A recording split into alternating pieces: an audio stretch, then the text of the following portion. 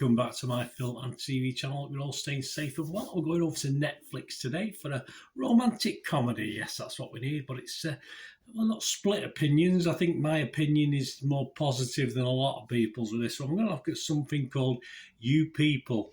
Please, if you are new to the channel, push that subscribe button, push the bell notifications. Everything film and TV, reviews, information, vlogs, the odd quiz thrown here every now and then when, special occasions, stuff like that. So please join us.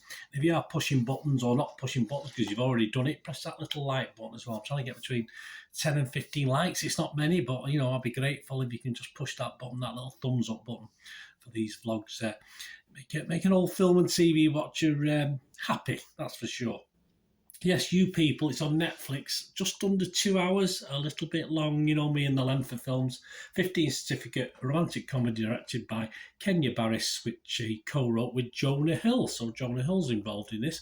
And it features an ensemble cast that includes Jonah Hill, Lauren London, David Duchovny, Neil Long, Julia Louis-Dreyfus and Eddie Murphy. Rotten Tomatoes audience. Let's think what the public are thinking about it. It's not great. I'm the public, but I'm probably in a minority on this one. 40% positivity on Rotten Tomatoes audience, only 2.6 out of 10. Pretty weak. Sorry, 2.6 out of 5. I'm being overly critical there, aren't I? I'm thinking of the Metascore in a minute. Internet Movie Database, Go Public, their site, all the scores, over 18,000 scores and reviews. Just below that magical 6 out of 10, 5.6 out of 10 with a 60% positivity. Metacritic, the other site we look at, Metascore their users, that's the one that was a bit low, 3.6 out of 10. And what's it about? Well, it's about a new couple, and their families reckon with modern love amid culture clashes. Yes, a Jewish family and people of colour origin on the other one, or black. Can we say black people now? I'm still not sure with what we're supposed to say and what we're not supposed to say these days, but it's societal expectations, of course, and generational differences between these two couples and the families, as you'd expect, or this couple and the families.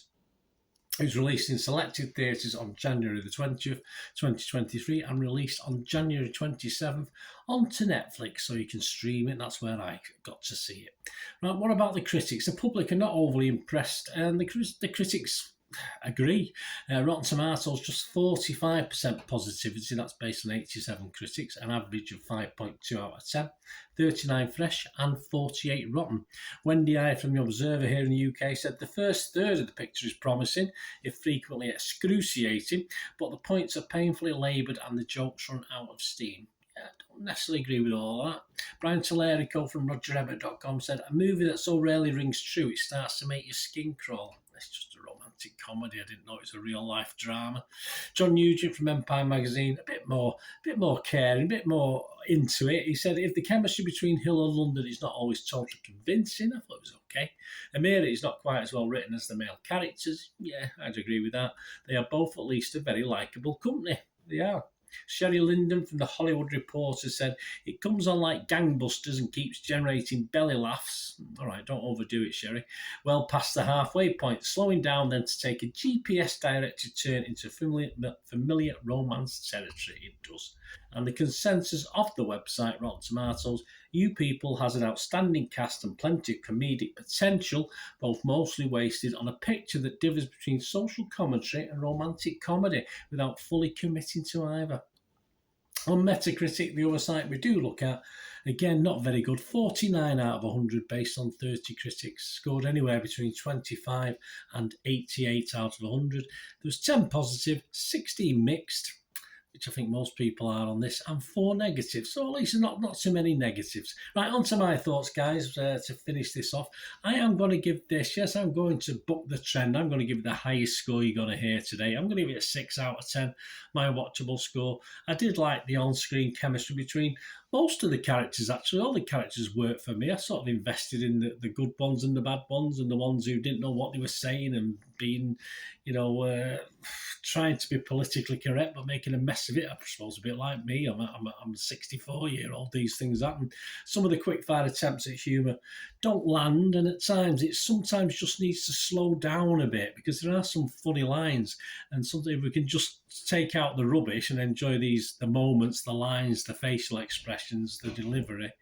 rather than try to babble on to squeeze another quip in as fast as he can, which is what they tend to do. It'd be far better. It's 30 minutes too long, and a lot of the stuff that could have been left on the cutting room floor is kept in, and I have no idea what the people of colour or people of Jewish cultures will take from this, but as an Anglo-Saxon Celt mongrel of a white male, I liked a lot of it and didn't find it as poor as many are saying.